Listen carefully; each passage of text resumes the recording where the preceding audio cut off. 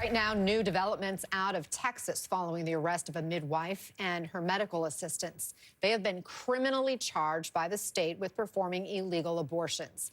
This appears to be a first such arrest since Texas banned abortions after the Supreme Court overturned Roe v. Wade.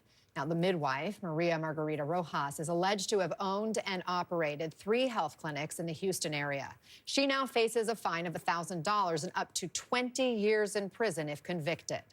NBC News correspondent Antonia Hilton joins us with the very latest in this case. Antonia, walk us through what we know and who's been charged.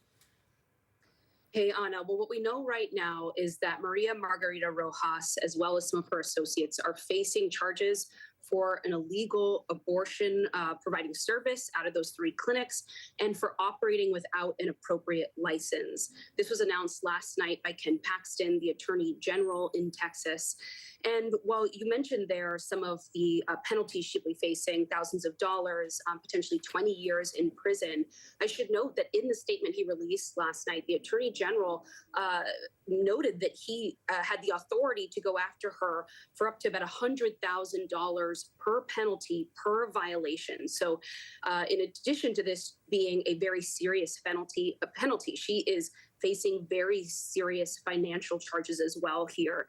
And all the experts that I've spoken to today say that they expected something like this to come. This is exactly the kind of case that they imagined would be here soon after the fall of Roe and after the state of Texas implemented its very restrictive abortion ban in 2022.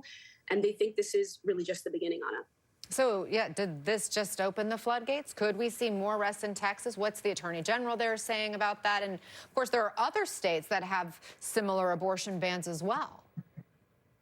That's right. Virtually every expert that I have spoken to in this space expects there to be more cases in Texas and in states with similar bans on the books. And I should note that Texas has actually been incredibly aggressive on this front already. Ken Paxton has sued a provider, a New York state-based provider, and alleges that that person provided telemedicine forms of abortion care, so medication abortion, to patients in Texas. And New York has a shield law in place meant to protect providers who work across state lines through telehealth.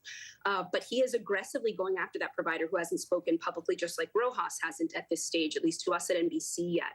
And so this is clearly part of a pattern, and every expert I've spoken to thinks there's more to come here.